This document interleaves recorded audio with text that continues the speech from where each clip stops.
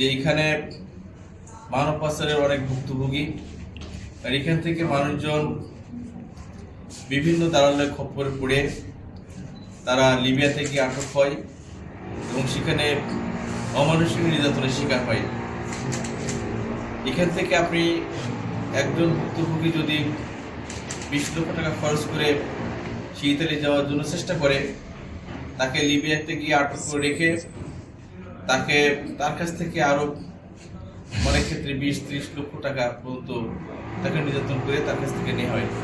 সেক্ষেত্রে তার পরিবার নিঃস্ব হয়ে যায় এবং সেই ব্যক্তি ফিরে এসে যদি দালাল চক্রের বিরুদ্ধে কোনো মামলা করতে যায়, সেক্ষেত্রে দালাল চক্র তাদের নামে বাংলাদেশের বিভিন্ন থানায় মিথ্যা মামলায় হয়রানি করে।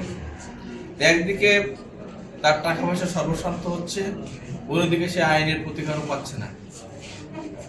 এই আইনের প্রতিকার আমরা দেওয়ার জন্য এবং মানুষজন যাতে বৈধ উপায়ে দেশে টাকা বৈধ উপায়ে প্রেরণ করতে পারে, এদের বৈধভাবে যাওয়ার জন্য উৎসাহিত করছি। এবং যারা এই দালাল চক্রের খপ্পরে পড়ে সর্বশান্ত হচ্ছে, তাদের যে আইনি প্রতিকার পাওয়া এবং দালাল চক্রের বিরুদ্ধে আমরা তাদেরকে আইনি আওতায় নিয়ে আসার জন্য মূলত এই সেলটি আমরা উদ্বোধন করেছি।